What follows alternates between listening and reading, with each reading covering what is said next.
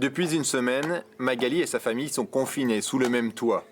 Mais c'est toujours de loin qu'elle profite de son mari et de ses enfants. Voilà notre repas, donc on est les trois, avec Louison et Camille. Et Mamounette, Mamounette, elle est un petit peu à l'écart, mais on pense bien à elle, hein. C'est le seul moment où elle peut enlever son masque, donc elle est contente. On a la chance d'avoir une chambre au sous-sol avec une salle de bain et un toilette. Donc moi je migre, la nuit je migre au sous-sol. Et on va dire une partie de la journée. Et les repas, je les prends quand même au-dessus, mais pas avec eux. Voilà, première vraie sortie. Après une semaine de maladie, les premiers pas de Magali dans son jardin sont difficiles.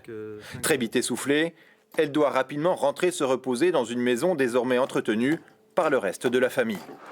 Notre copine, là, c'est la bouteille d'eau de Javel. Donc on est toujours en train de nettoyer après les portes, après les tables, après c'est injuste.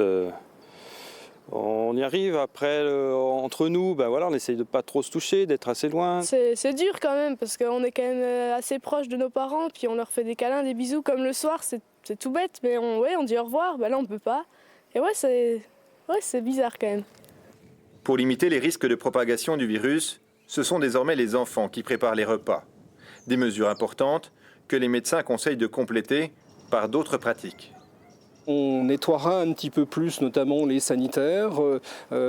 Pour se nettoyer les mains, la personne contaminée prendra des linges dédiés rien que pour elle, pour vraiment essayer de limiter le plus possible le contact avec les autres membres de la famille qui ne sont pas touchés.